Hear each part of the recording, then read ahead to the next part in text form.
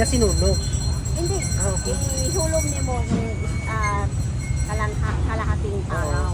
Tapos, Yun ang yun na yung itim na kulay Oo. galing sa puno kahoy. hindi. Pag ano na yun, dalhin mo doon sa tubig, Oo. ilabhan. Ah, okay. Pag tapos na yun, iday mo. Hmm. Lagyan ng kanalong, tapos lagyan ng apple. Doon ka matagal, sir. Kung hindi mag-itim, ibalik mo. Isang linggo yan, bago mag-day, mag-itim. Yung madali siya yung yung hindi. Anong kulay yung red? Saan kayo kumukuha ng kulay na eh? Apato. Yung ugat ng apato. Ah, okay. Para sa black, red. Ito ang yellow. Focus mo. Ito, oh. Ito ang kanalong. Ito. Ito ang kanalong. Para sa black ito, sir. Ano? Kanalong? O kanalong. Kahoy ito, sir.